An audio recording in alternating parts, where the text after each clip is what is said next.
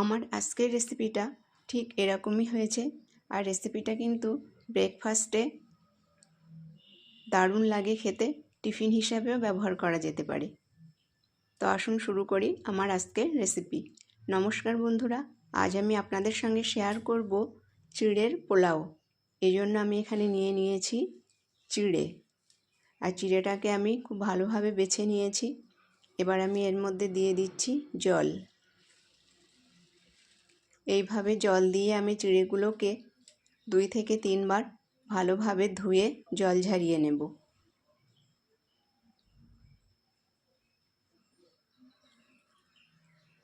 চিড়েগুলোকে আমি জল ঝরিয়ে নিয়েছি আর এই প্লাস্টিক ঝুড়ির মধ্যে এভাবে পাতিয়ে দিয়েছি।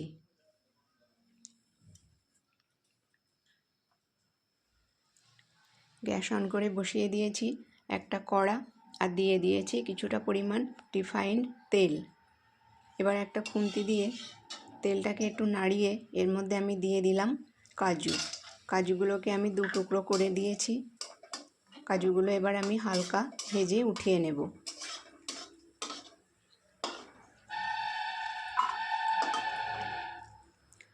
কাজুগুলো আমার ওঠানো হয়ে গেছে। এবার আমি এর মধ্যে দিয়ে দেব চীনা বাদাম। এবার আমি গ্যাসের ফ্লেমটা কমিয়ে দিয়ে চীনা বাদামগুলোকে ভেজে নেব। বাদামগুলোও আমার ভাজা হয়ে গেছে। এবার আমি বাদামগুলোও উঠিয়ে নেব। বাদামগুলো অবশ্যই গ্যাসের ফ্লেম কমিয়ে রেখে ভাজতে হবে, না হলে বাইরের অংশগুলো কালো হয়ে যাবে আর ভিতরে কাঁচা থেকে যাবে। এই জন্য গ্যাসের আঁচটা স্লো করেই বাদামগুলো ভেজে নিতে হয়। এবার আমি এর মধ্যে দিয়ে দিলাম আরও কিছুটা রিফাইন্ড অয়েল।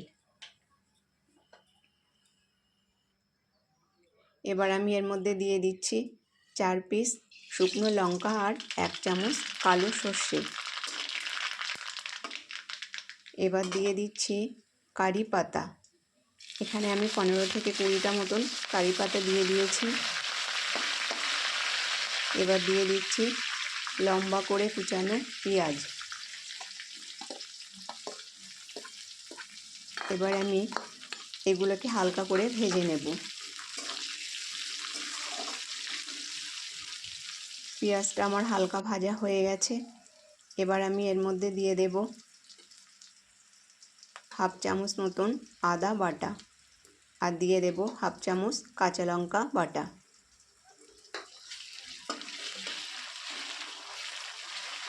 এটাকে একটু নাড়িয়ে এর মধ্যে আমি দিয়ে দেব লম্বা করে কেটে রাখা ক্যাপসিকামটাকেও আমি হালকা করে ভেজে নেব এই পেঁয়াজের মধ্যে। এগুলো আমার হালকা ভাজা হয়ে গেছে।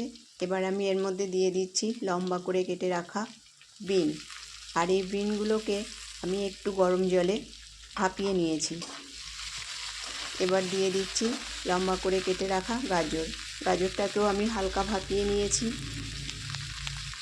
এইবার সমস্ত উপকরণগুলোকে আমি হালকা ভেজে নেব।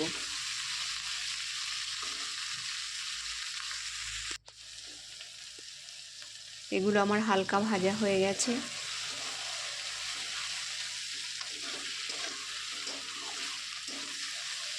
এবার আমি এর মধ্যে দিয়ে দেব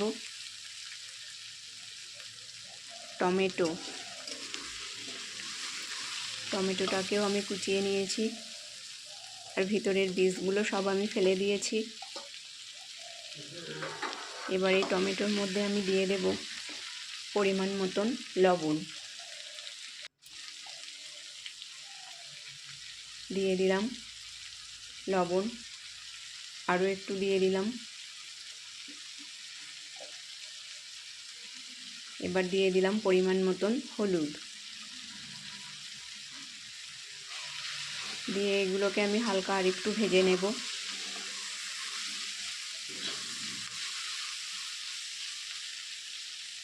এবার আমি এর মধ্যে দিয়ে দেব জল ঝরিয়ে রাখা চিড়ে। দিয়ে দিলাম চিড়েগুলো সব। আর এই পোলাওটা বানানোর জন্য কিন্তু চিড়েগুলো একটু ভালো হওয়া চাই, অর্থাৎ বাজারে যে খুব হালকা চিড়েটা পাওয়া যায় ওই চিড়েটাই বানালে কিন্তু এগুলো কাদা কাদা মতন হয়ে যায়, সেই জন্য একটু ভালো চিড়ে দিয়ে পোলাও বানালে খেতে সুস্বাদু হয় আর পোলাওটা ঝরঝরে হয়। এবার এগুলোকে আমি এইভাবে মিশিয়ে নিলাম। মিশিয়ে নিয়ে এর মধ্যে দিয়ে দিচ্ছি 2 চামচ চিনি।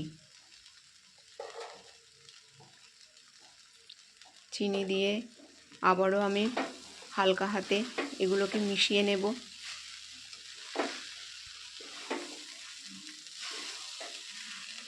বন্ধুরা, আমার আজকের এই পোলাও রেসিপিটা যদি আপনাদের ভালো লেগে থাকে তাহলে লাইক, শেয়ার এবং চ্যানেলটাকে সাবস্ক্রাইব করে পাশে থাকবার অনুরোধ রইল। এবার আমি এর মধ্যে দিয়ে দিলাম ভেজে রাখা চীনা বাদাম আর কাজু। এবার দিয়ে দিলাম গোলমরিচের গুঁড়ো। এবার আমি খুব ভালোভাবে সব উপকরণগুলোকে মিশিয়ে নেব। হালকা হাতে এটাকে মেশাতে হবে। দেখুন আজকের পোলাওটা আমার কত সুন্দর ঝরঝরে হয়েছে। এটা কিন্তু টিফিনেও ব্যবহার করা যেতে পারে, বাচ্চাদের টিফিনে, স্কুলের কিংবা অফিসেও টিফিন হিসাবে ব্যবহার করা যেতে পারে।